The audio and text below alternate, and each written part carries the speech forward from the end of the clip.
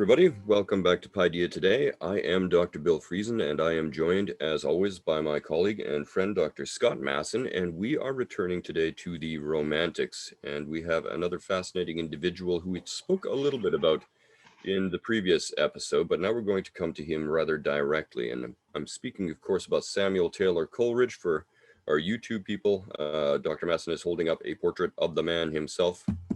It always helps to have a face before you when you're reading these ideas and this poetry.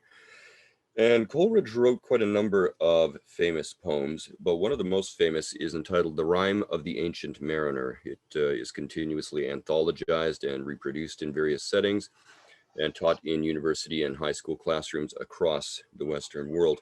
So I'm just going to read the first few stanzas of this curious, strange, and some would argue morbid poem, and we'll take it from there.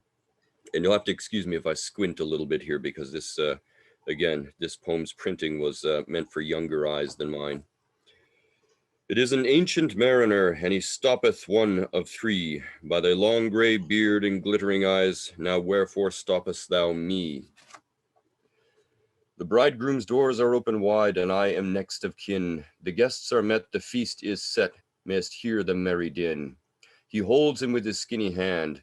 There was a ship, quoth he. Hold off, unhand me, grey-beard loon. Eftsoons his hand dropped he. He holds him with his glittering eye. The wedding guests stood still, and listens like a 3 years child. The mariner hath his will. And so the story begins, the narrative aspect of the Rime of the Ancient Mariner. Dr. Masson, this is a poem of a rather peculiar and unique character, and it comes out of conversations that Coleridge had with quite a number of people, but most significantly, his good friend William Wordsworth. Can you talk a little bit about the theoretical underpinnings which inspired this poem? I can get into the theoretical, and we should as well. More approximately the actual conversations that led to it. According to Wordsworth himself, it was from a conversation that Wordsworth and Coleridge and Dorothy had had while on a walking tour in Somerset. That's according to Wordsworth, and a book that Wordsworth was reading, which was a voyage round the world by way of the Great South Sea by Captain George Shelvocke. So that will explain some of the geography there. There's also the influence of a German poem, and it was entitled, what was it called? The Death of Abel.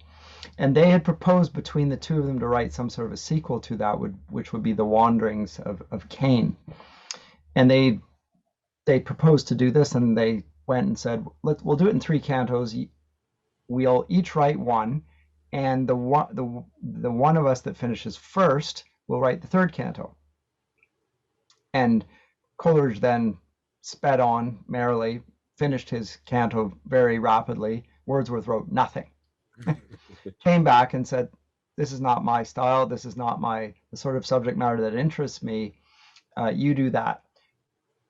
But he proposed to Wordsworth or to Coleridge rather, that instead of writing about that, let's talk about something else. Talk about the murder of a bird rather than the murder of a man. Let's deal with the murder of a bird. Okay, so we get that, and that's really the origin of this strange poem. Now, this poem was part of a collection of poems that we mentioned last time. That was really announced the birth of the Romantic movement, the lyrical ballads. And this was the first poem in the first edition in 1798.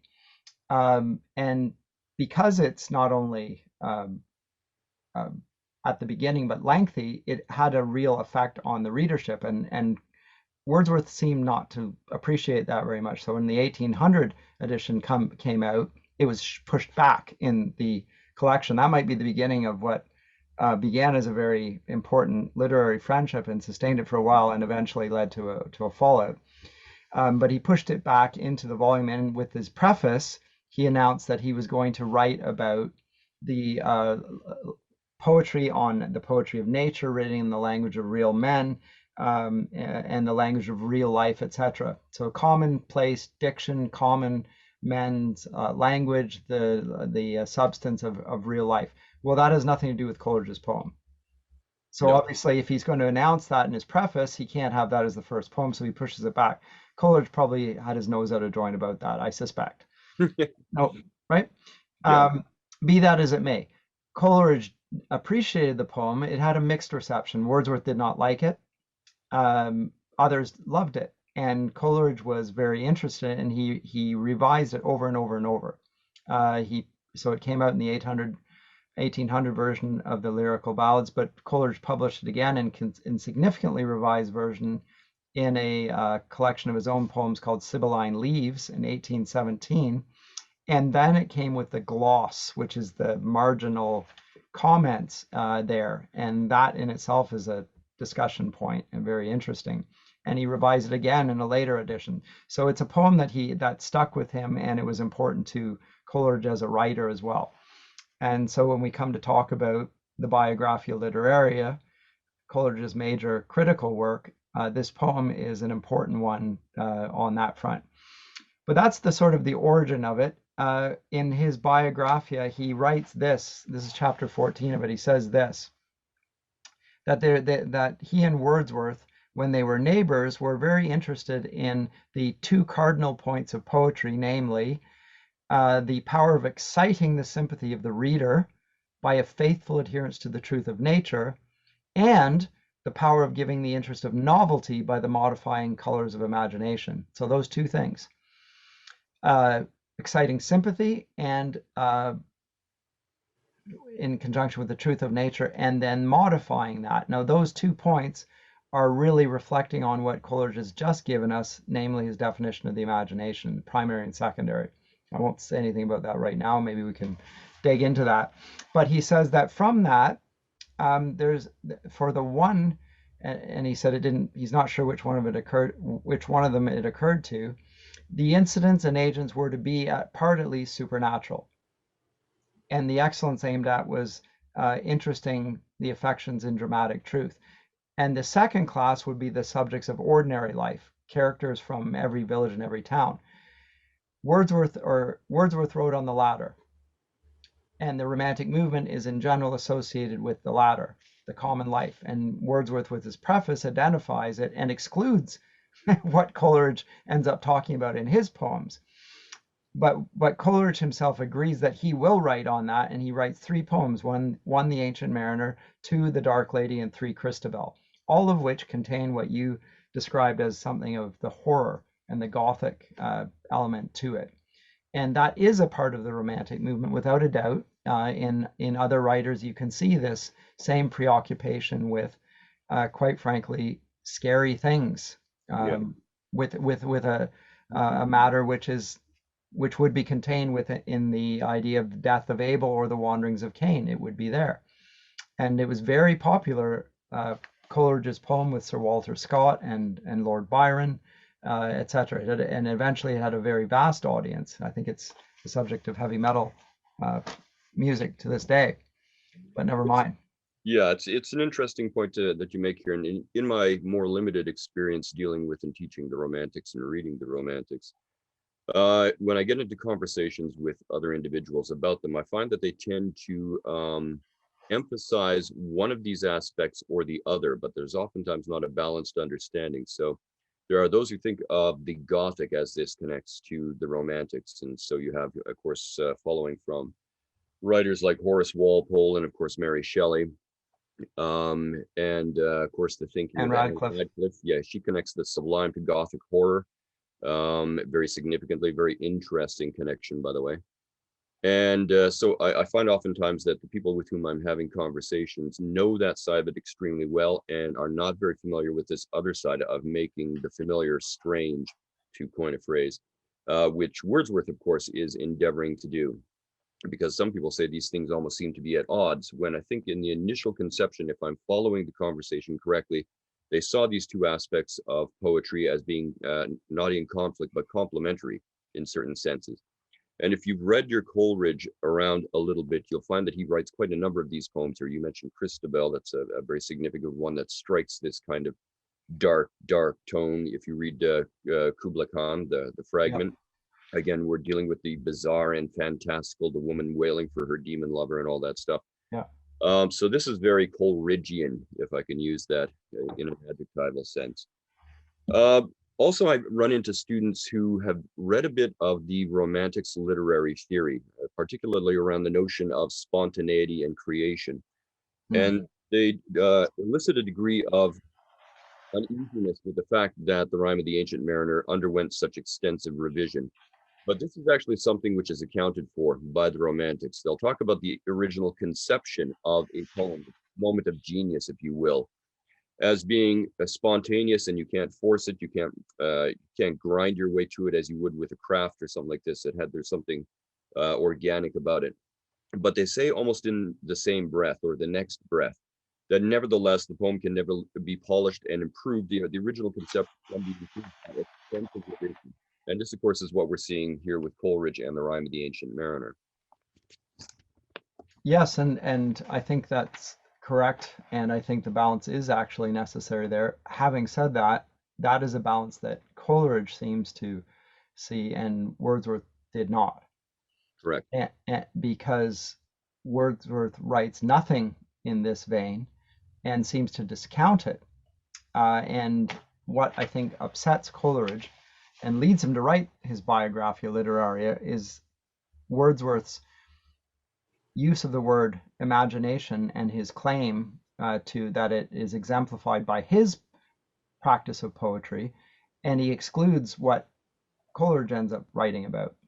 Yeah. And so Coleridge pushes back on this, and he in the second half of the Biographia takes issue with Wordsworth's literary theory, and he destroys him in my mind. He absolutely he embarrasses him because the claims that Wordsworth makes for his poetic theory are all inclusive. He says that all good poetry is the spontaneous overflow of powerful feeling. All good poetry, and each one of those uh, the parts of that sentence is taken apart by Coleridge.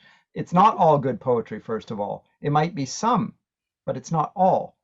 And the fact that it's spontaneous, again, you addressed that just now in the fact that that even Coleridge revised and revised and revised, and we know that many poets historically have always done that, and it like Virgil, a famous Mhm. reviser of his poetry, and it's great poetry, so it doesn't have to be a spontaneous overflow and of powerful feeling and so forth. I mean, we can get into that as well.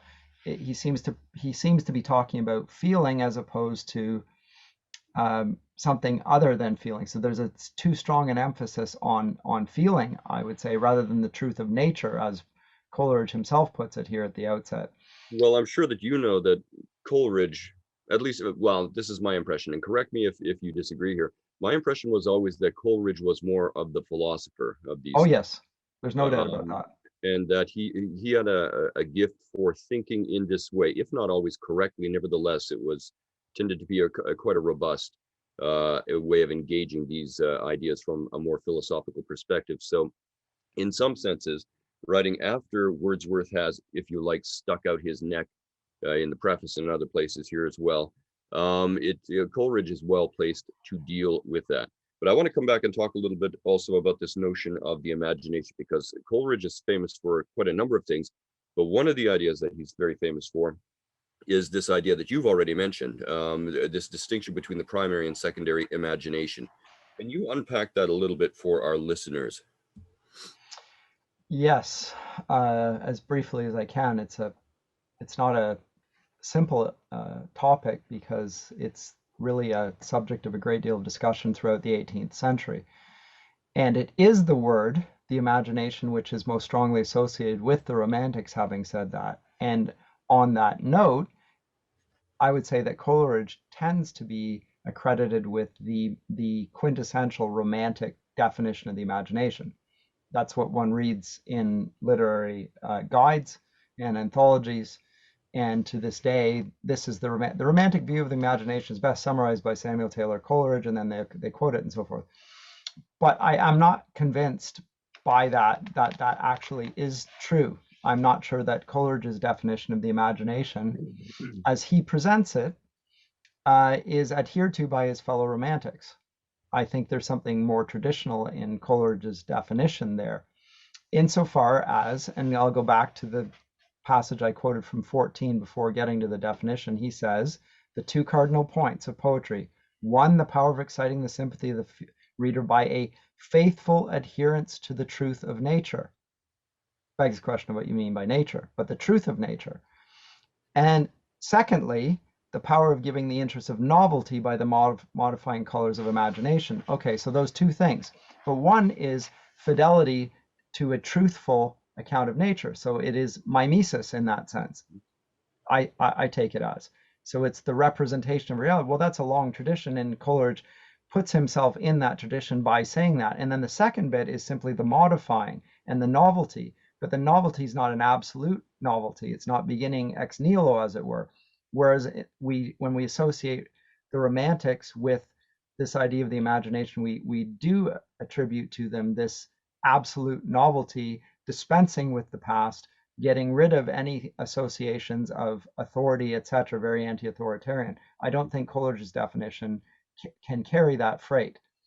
But that's my own personal issue with the critical establishment on this point. His definition is twofold. The primary, so I'll just read it. The imagination I consider either as primary or secondary. The primary imagination I hold to be the living power and prime agent of all human perception, and as a repetition in the finite mind of the eternal act of creation in the infinite I am. The secondary I consider as an echo of the former, coexisting with the conscious will, yet still as identical with the primary in the kind of its agency and differing only in the degree and in the mode of its operation. It dissolves, diffuses, dissipates in order to recreate, or where this process is rendered impossible, yet still at all events it struggled to idealize and to unify. It is essentially vital, even as all objects, are essentially fixed and dead. End quote. So in the primary imagination, he not only talks about mimesis, the representation of reality, he also invokes a very Christian reference, the repetition in the finite mind of the eternal act of creation in the infinite I am, the I am being God's revelation of who he is in response to Moses querying in Exodus 3. He asked God, who are you? Who shall I say sent me? Tell him I am sent me. So he who identifies himself, and it's the repetition of that. Now I take this to be, by 1817, Coleridge, having moved away from his early, I think, questionable orthodoxy towards a more Christian orthodoxy in his understanding, and is very much strongly pegging his view of creation to that the divine act of creation. And there can be no creation if that is not taking place. The second only comes if the first has been fulfilled. So to my mind, this is a bulwark against all ideas of creatio ex nihilo, the poet expressing new ideas, entirely novel, etc. Well, that's in the secondary, but note that the secondary is only an echo of the former. It doesn't exist without it, right? One is dependent upon the other. So these are this to my mind makes Coleridge as a poetic theorist an anti-romantic almost. Yeah, the notion that he would be espousing, I like his use of the word faithful, a faithful reproduction of external reality. Essentially what he's saying, as far as I'm reading Coleridge, is that he's insisting that we have a obligation to behave in good faith with the true as we discern it in the noumenal world, and in the extraneous world and what have you.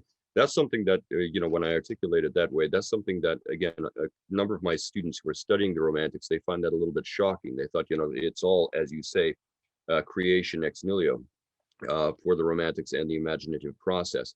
I'd also like to signal here that, again, when it comes to discussions around the imagination, the Romantics are changing relatively radically understandings of the imagination, or imaginativa, which is seen as one of the five inner senses as outlined by Albertus Magnus. But Coleridge comes around and he actually echoes his language a little bit here in the Biographia, because he's talking about the imagination as that thing secondarily which can basically dissipate, rearrange, and merge various things that are held in mind. Well, that's a very medieval and Renaissance conception of the imagination. I The think other so. romantics do not mean that when they're talking about the imagination. They give it a almost infinitely grander role, which is bordering on the edge of divine operations and things of Yeah, this. no, it's I said last time it's panentheism, and I think that is where Wordsworth is coming from. Mhm. He does not. There's no repetition. There's no distinction. There's no foundation, and here we're working with that. I think Coleridge stands in the Christian tradition and the classical tradition, for that matter, in his articulation of it. It's slightly different. It does make emphasis on novelty, to be sure, which you would not find in other authors. But note that the novelty is a very attenuated novelty, Yeah. right? It's the secondary Yes, imagination. it's a subsidiary novelty. Subsidiary Yeah, in suppose is dependent upon the operations of the first, which is clearly moored to the extraneous noumenal reality the poet encounters. right. Um, And then in the 20th century, writers like Tolkien speak of subcreation. I yes, think they mean effectively the same thing. yeah. And as you and I have discussed previously, Tolkien is speaking back to a long-held worldview of essentially primary and secondary iterations in terms of creation, discovery, inveniera, and stuff like this. Also, when I was in my third year of university, this is when I first encountered the Romantics. One of the things that struck me about Wordsworth was that um, it seemed to me that the young, not Wordsworth, Coleridge, when I was reading Coleridge, it struck me that the young Coleridge was in many ways a radically different poet and thinker than the more mature Coleridge that we're talking about here with the Biographia. I agree. You talk about how he essentially demolishes the Wordsworth's thinking on poetry, the imagination, the creative capacity, and things like that. Can you unpack that comment a little bit more? Because I think our listeners might find that interesting. Okay, so he really does it. He takes them apart bit by bit. In response to Coleridge's response, by the way, Wordsworth was outraged and realized that he'd been bested, and he said, I never cared a jot about theory, a direct quote. And it was Coleridge who put me up to writing the preface. He should have written he should have written the preface. Well, perhaps he ought to have. But Coleridge, either out of humility or out of a sense of inferiority, recognized the poetic gifts of Wordsworth, assumed that Wordsworth had all the same capacities that he had.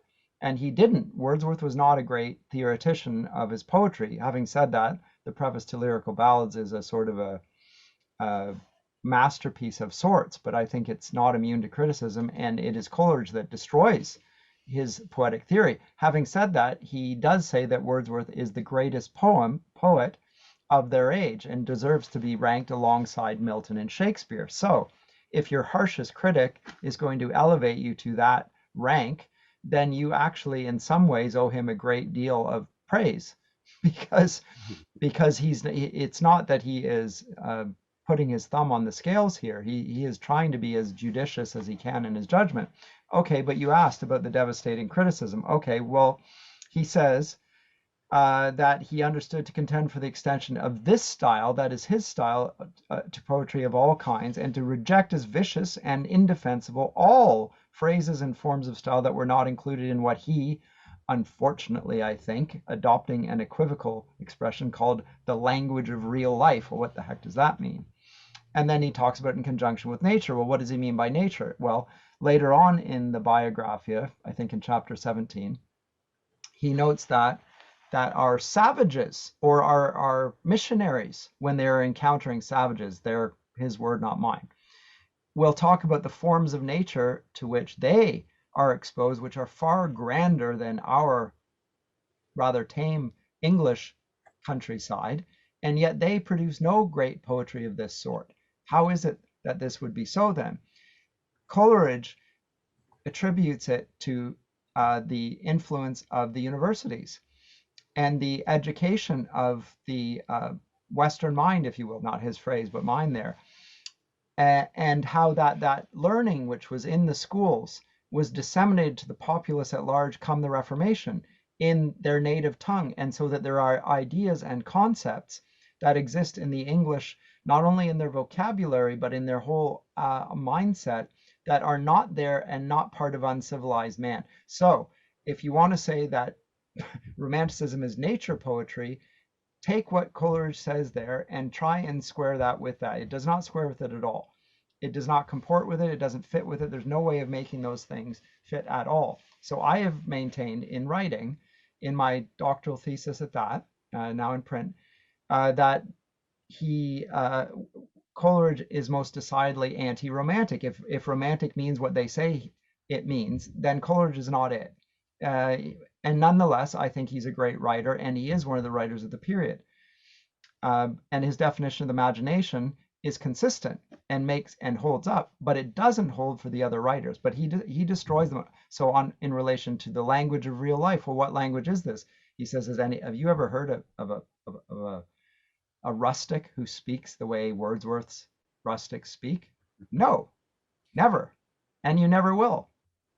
There is a sense here where we're dealing with a reimagining, one suspects, of the pastoral sensibility as it's first articulated by people like Theocritus and people like this, Yep.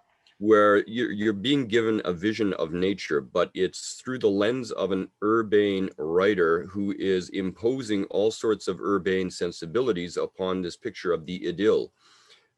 Is this not simply another attempt to do the same sort of a thing? It is in some ways, and I think you can see it in Theocritus. You can see it in Scripture, even in the Yeah. Song of Solomon. The love poetry is a shepherd for a shepherdess. That Yes. right, but these are written by aristocrats for aristocrats, and yet the ideal is that of a country rural idyll. Yeah, and moreover, the initial pastoral writers, whomever that might have been, um, it was common knowledge that the people, that the dialogue, that the subject matter, that the beauty that is being explored through this urbane lens as they look out upon the countryside, they know that that's not real countryside. They know that that's not real nature. It's understood. It's a convention. You don't have to unpack that to the audience. The audience of the romantic poets, on the other hand, oftentimes do seem to be under the impression that this is really what rustic life is like, life close to the earth and nature and things of this sort. And this is a tendency which I think has persisted again to this very day. Also, as you were speaking there, you put me in mind of another sort of observation I've made about much of the poetry and the thinking of the Romantic period in particular, though it's on both sides here, is that the Romantic period is in some ways typified by selective memory. A lot of people don't like talking about the theorizing, the later theorizing of Coleridge, because it upsets a lot of the sort of things that they admire about the Romantics, which are said somewhat earlier on. And I'm thinking here of other writers who also threw into question large influential assertions by the Romantics, and how we tend not to talk about those people. I know that around other matters, for instance, regarding philosophy, Kierkegaard does this. Kierkegaard blows up Hegel and his phenomenology of spirit and stuff like this, and everybody just ignores that tract that Kierkegaard wrote. It was decisive. It was conclusive. And yet we still talk breathlessly about Hegel's theories as these come out of his discussions of phenomenology, and Kierkegaard is quietly airbrushed out of the conversation. Yep. I noticed that here with the Biographia as Yeah, well. but it's worse because Coleridge is being called the quintessential romantic theorist, and it seems to me that this is wholly mistaken. If you want to categorize what Wordsworth holds, then you have to hold Wordsworth's view up, which Wordsworth does. Mhm. If you want to hold Coleridge up, then you have to see him as a critic of that same theory of poetry. On the other hand, the theory of poetry that Wordsworth presents, is that not the contemporary view of what literature is, which is the expression, the spontaneous overflow of powerful feeling? Is that not your average undergraduate's understanding of what poetry is?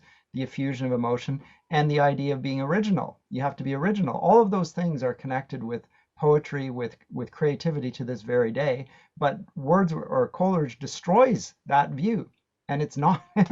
And yet his criticism is not only ignored, it's totally misrepresented. I wonder whether the critics have actually read Coleridge. Now, I've said this in print, I'm still waiting for the response. Maybe even nobody reads the work, but it was in my doctoral defense.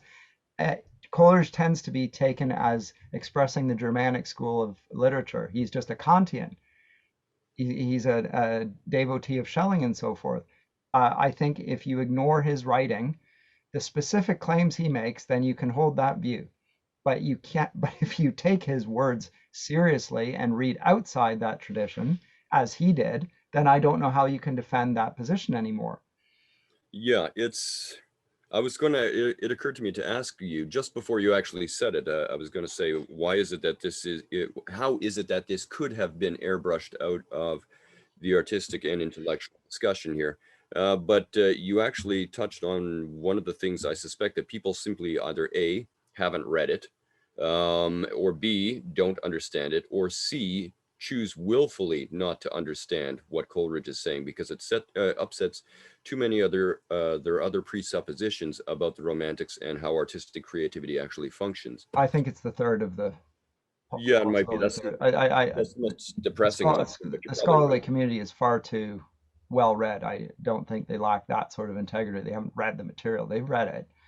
They've just um, overlooked or disregarded the things that really don't comport with their view on it, and they've moved on.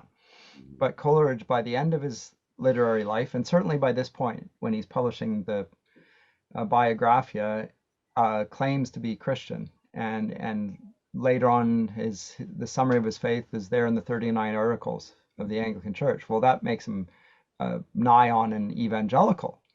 He's Mhm. referencing the 39 Articles. I don't think he is an evangelical, but the 39 Articles are that's pretty robust Anglicanism there. It is. Yeah.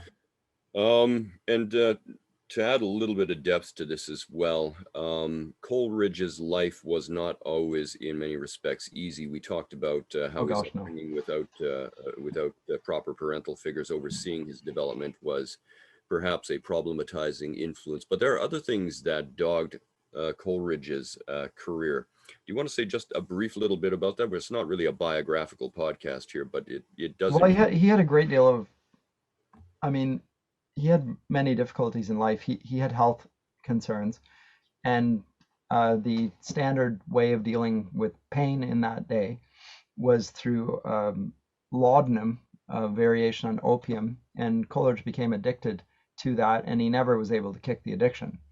And he was humiliated by that fact. He felt uh, like he was a moral failure because of the addiction, and of course, it had its effect on him as well.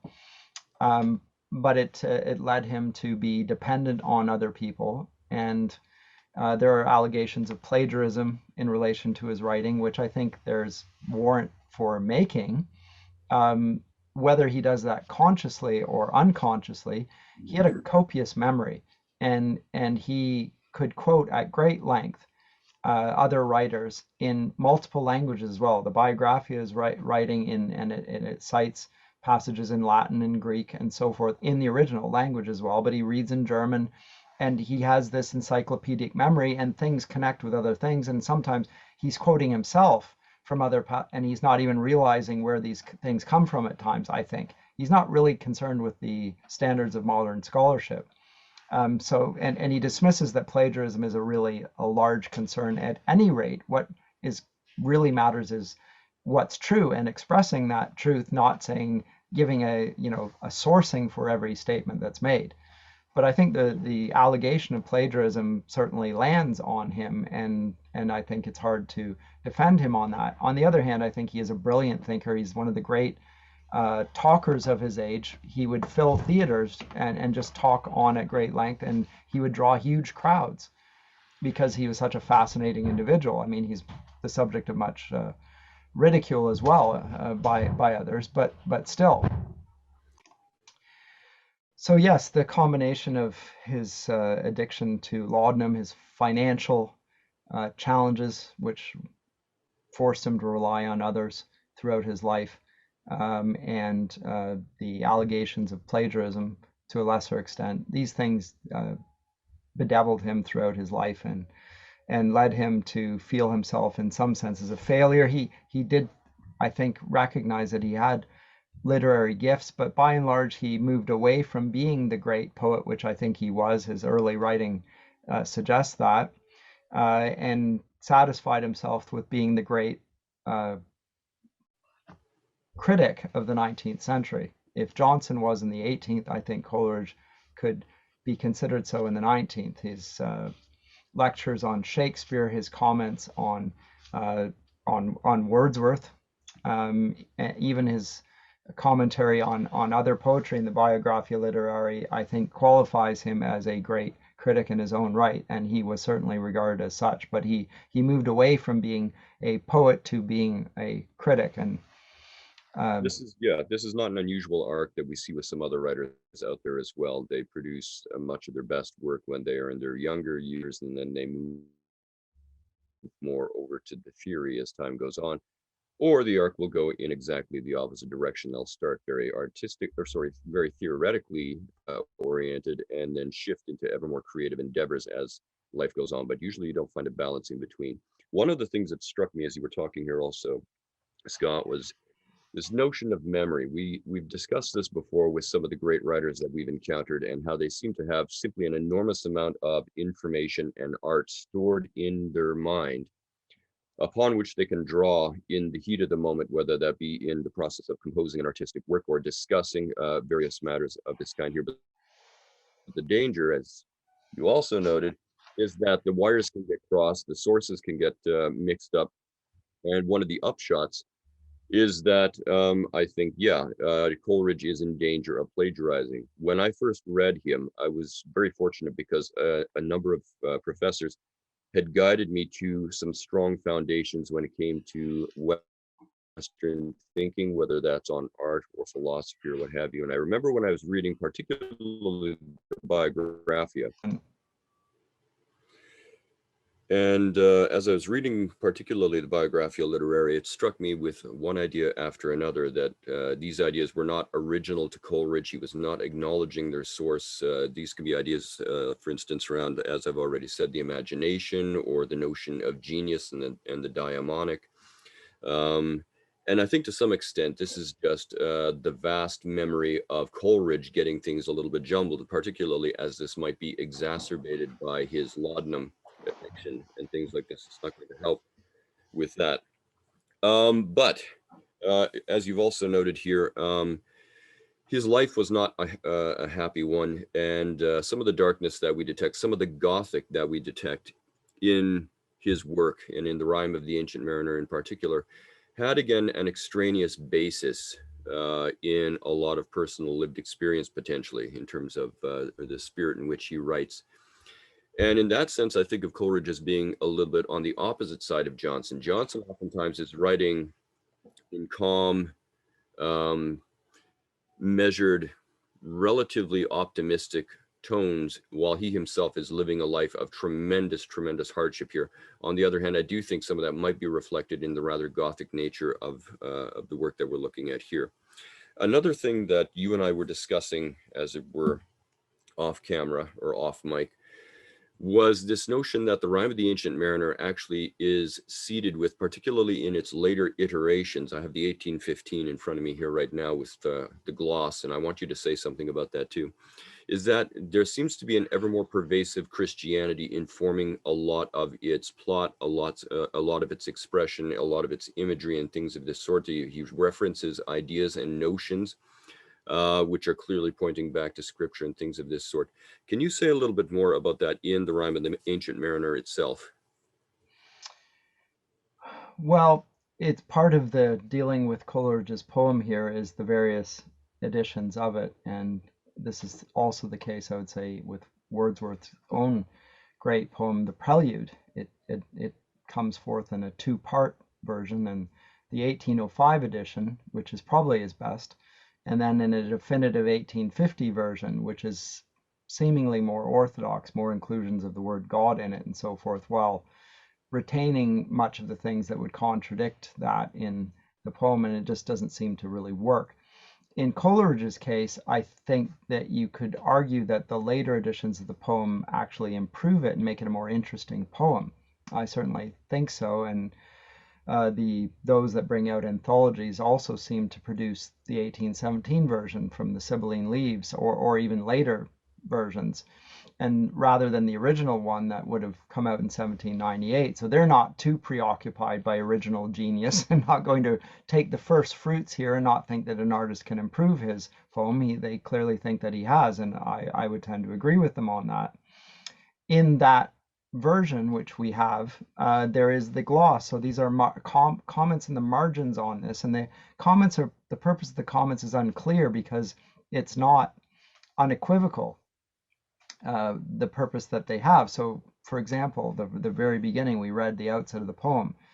It says, an ancient mariner meeting three gallants bidden to a wedding feast, and he detaineth one. Well, what's the point?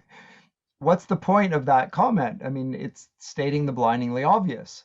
And Coleridge is probably poking fun at, presumably, commentators who do exactly that, state the blindingly obvious. He's doing that himself. Okay, he could have done that throughout the entire gloss, but he does not. So the gloss becomes a bit of a distraction, but also interesting in relation to how do we receive the poetry of others, or let's say the Bible, because this is the beginning of the higher critical tradition of reading scripture. How do we take the critics in relation to scripture itself, or the poem in relation to the commentator on it? I do think the very fact that he inserts his own gloss begs that question and raises the subject of hermeneutics, which becomes then very much of a preoccupation in the 19th and 20th centuries, and we talked a little bit about that last time. Coleridge himself is very interested in how people read things as well as how they write them, and in that sense, very much of a modern writer. The second gloss items is the wedding guest is spellbound by the eye of the old seafaring man and constrained to hear his tale. Again, very much matter of fact about it. We didn't really need that. But then later on, let's say a few lines, the land of ice and of fearful sounds where no living thing was to be seen. And then later on, a spirit had followed, and this is in the part 2. A spirit had followed them, one of the invisible inhabitants of this planet, neither departed souls nor angels, concerning whom the learned Jew Josephus and the Platonic Constantinopolitan Michael Psellus may be consulted. They are very numerous, and there is no climate or element without one or more. Okay, there's no reference to this in the text at all. It's totally new information, an interpolation. Does this help us read the poem? Does it detract us from reading the poem properly?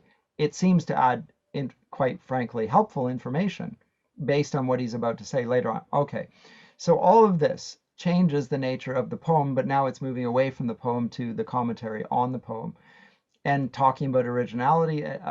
All of these things make it very interesting, the poem.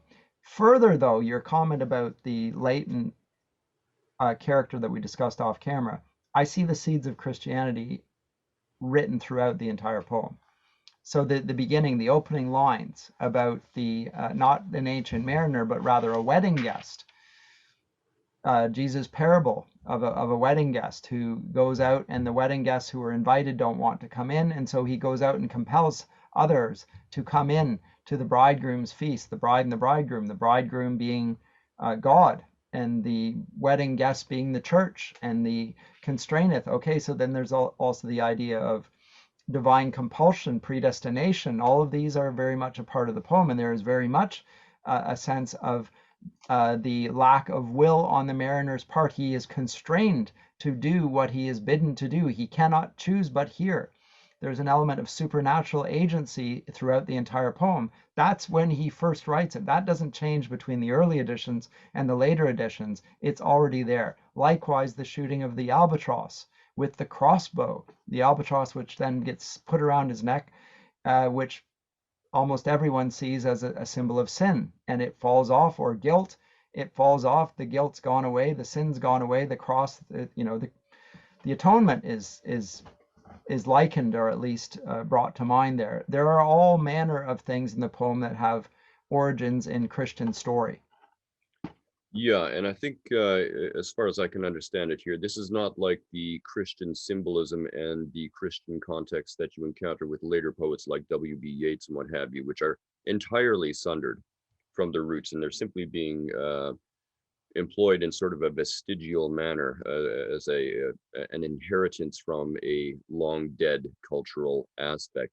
But I don't think that's what's happening here with Coleridge. No. We have a few things happening that I noted about this here.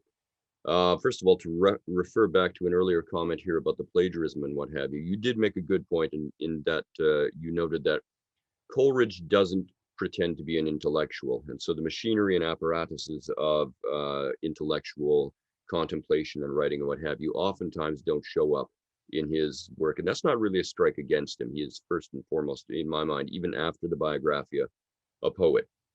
Also, when it comes to intellectual habits, though, when we encountered the gloss here, coming out of this comes out of a tradition which is very ancient and very Christian in many ways. It was conventional once upon a time that when you had a book, particularly a book regarding theology, and particularly a book of scripture, because these circulated separately, individually back in the day, and you'd have a collection which together would constitute your books of the Bible, that you would always leave space in the margins for the glossia. And these would be commentaries and hopefully illuminating commentaries, which would help you with the reading of the main text itself. And some of these commentaries that you encounter become overwhelmingly influential on how the text is read. So, for instance, the authoritative gloss or commentary on the book of Genesis was primarily your go-to guide there was St. Augustine. And that would begin. The so-called glossa ordinaria is just that. So it's the church fathers commenting on scripture. It's just Yes. there, right? Yes, and if you look here at his choice in terms of the antiquated phrasing, the diction, word choice, syntactical choices in the gloss here, you're seeing sort of that antiquated approach here. Part of me wonders, and maybe you can speak back into this here, is this either consciously or more likely subconsciously an attempt on Coleridge's part to control to a greater extent the reading of the text? Is there a control aspect here? I think he's concerned with reception and misrepresentation. He's concerned with the charge of heresy Mhm. by this point, which has been levied against them and the whole Romantic movement, even more strongly against the second generation of Romantics, because they're called the school of Satan, the satanic school, so even more so. But he is concerned with that. He's also concerned with, we have to remember that England is, there is an Orthodoxy in England, and the Anglican Church is the established church. And the establishment, by 1817, I don't think it's really so much of a concern. But years before that, to deviate from the establishment was to be suspected of sedition. Because remember, there's a war against Napoleon, there's a literal war going on. And certainly the earlier writing of Wordsworth and Coleridge lands them decidedly sympathetic towards the French Revolution, and makes them entirely suspicious. And Coleridge and Wordsworth both move away from that position to present them as more being more establishment and orthodox than they perhaps, and certainly early on, were not.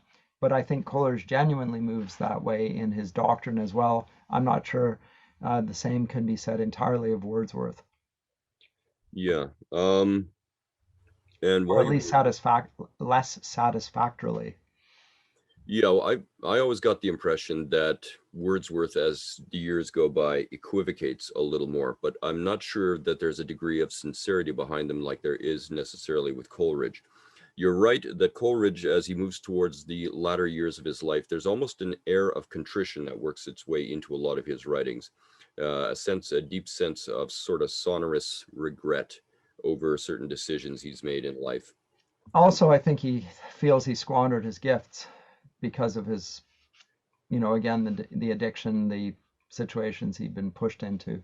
and had largely had to do things in the same way that Johnson had to do things that he had to do rather than things that he necessarily wanted to do, because of his financial state, because of his state of health, because of his addiction. All of these things pushed him into a state of regret as well, and he became a figure of fun Yeah. of many.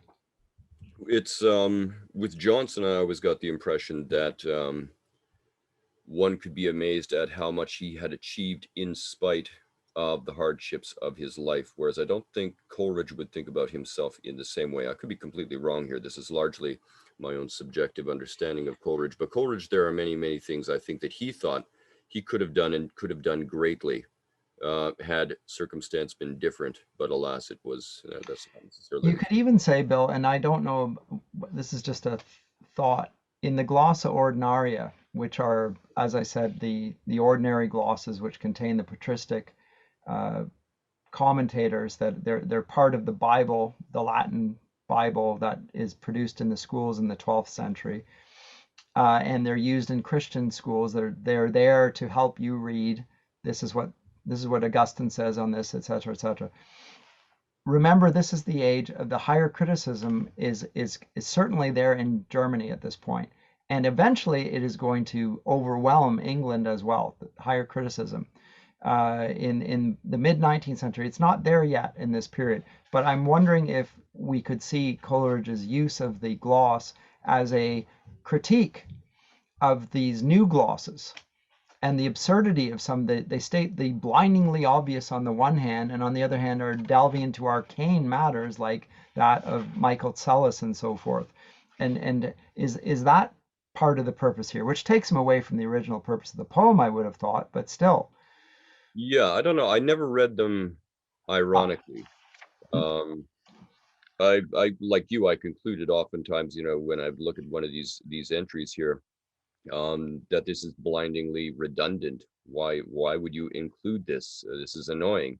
Um, are you just indulging some kind of novelty here to see whether or not you can do something within the wider range of literary history? I don't know. I also never really got.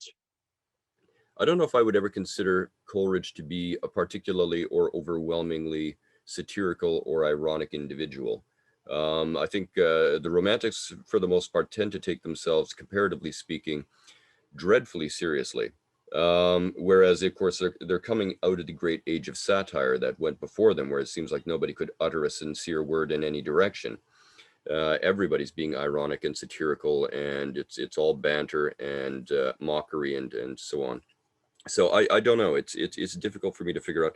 But you should say actually just a brief little bit about higher criticism for just what it is for our listeners who aren't perfectly familiar with it. And I know it's a big ask because there's a lot to say there. But if we can just get a précis from you to okay.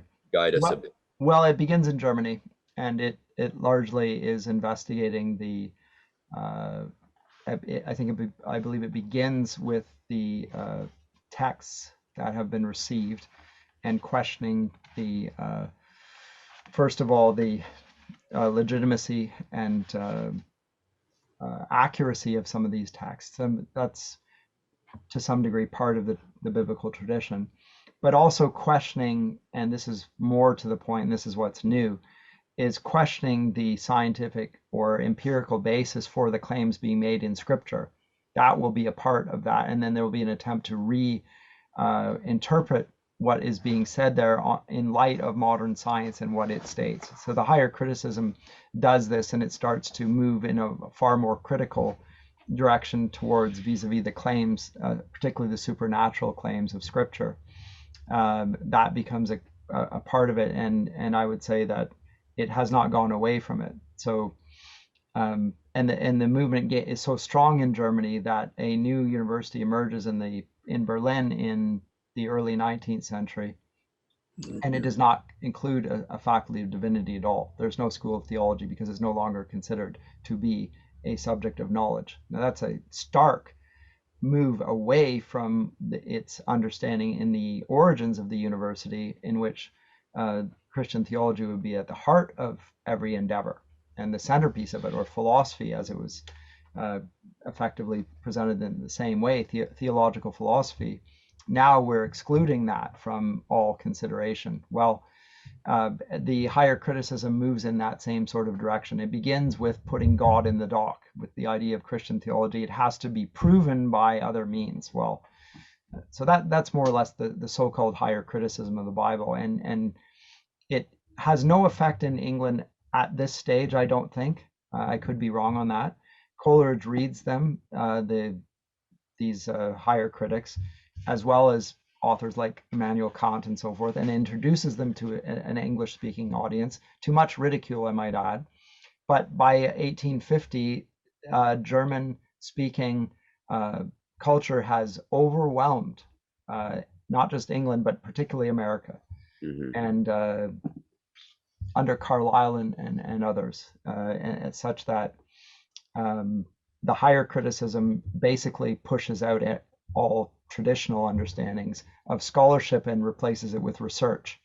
Yeah, it's we see a number of things here which are working to drive forward higher criticism to a complete position of dominance. We have positivism as it comes out of the 18th century Yep. as part of it, the scientific method as it is being refined and promoted and being given ever more authority in the quest of the mind. This is part of it as well. We have, of course, this will eventually weave its way into discourses around Darwin's evolution of the species. That's going to become part of that narrative.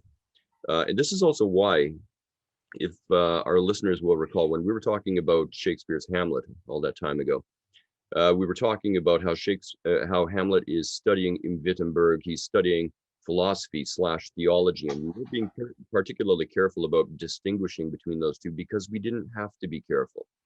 The separation of theology and its, in some senses, its denigration in the view of the university. This is very much a 19th century development coming out of higher criticism and a bunch of other things here. And philosophy takes the paramount position in that field, and theology is pushed over to the side, far away from many positions of intellectual respectability. Would this have bothered Coleridge? As you said, Coleridge is the conduit by which many significant German philosophical ideas first make landfall in England, and he is mocked for it in many cases, various ideas and notions and what have you. And I think a lot of people aren't taking a lot of German ideas seriously in Coleridge's time. But as you say, a lot of German intellectual, artistic, and scientific culture comes to dominate the thinking of England and Western Europe more broadly speaking. Let me say one other thing because it occurred to me. I didn't say it. I did say that there was a common ground there between the two, and there is insofar as what part of higher criticism does, although really it fits in with more textual or what eventually gets called lower criticism, is it tries to determine what the original form of the text was and the best variation on the text that are exigent. So you've got a scroll from here, a scroll from there. What's the original scroll? That's that. The higher criticism tries to find the urtext that doesn't exist at all, and on the basis of some sort of investigation, imagine what the original text would have looked like.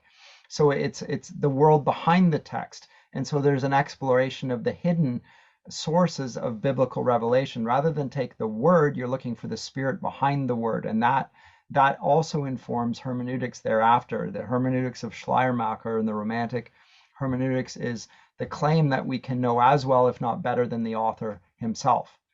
This is Why? Because we have broader knowledge. So we know the spirit with which the writer writes this text, and yet we know that he was limited by his own finite understanding. We, with historical consciousness, have a much broader understanding. So it effectively desacralizes the biblical text. And the same thing is going on with every other writer for that matter. We're going to say, you've written this, but what you meant by that is this, because it comes from your spirit after all. Your words say this, but you intended that.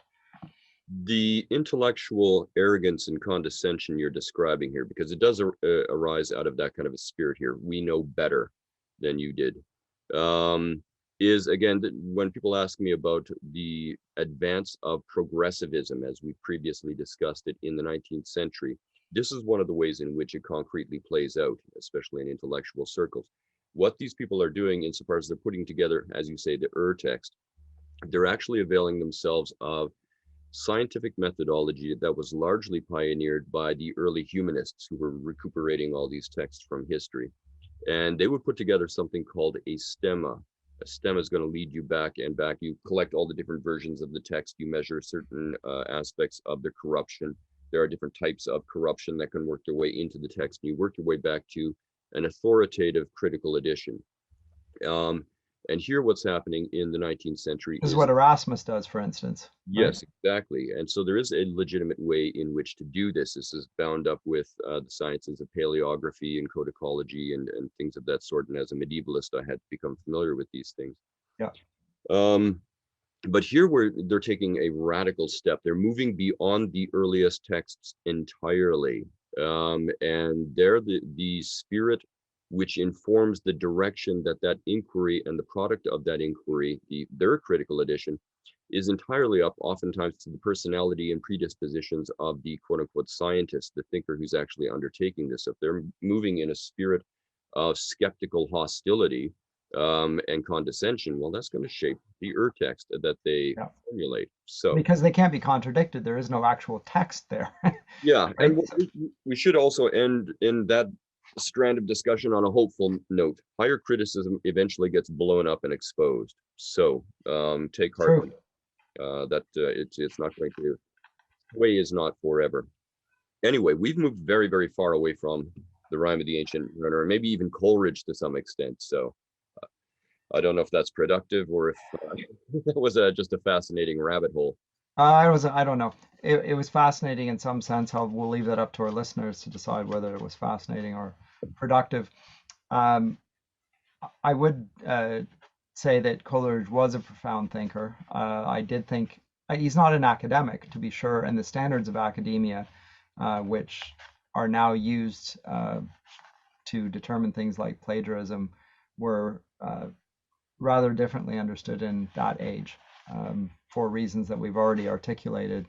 That novelty was not the be all and end all, certainly in the humanities. Really, what was prized above all is fidelity to the truth. And in that, if you could recall who had said it, then obviously you ought to give credit to that. And Coleridge certainly does that, but at times he certainly does not. So anyway, but we've done with that. What we were going to move on to after this, Bill, we talked about the Romantics, and then we were going to move on, and I can't recall where we were going. Do you recall?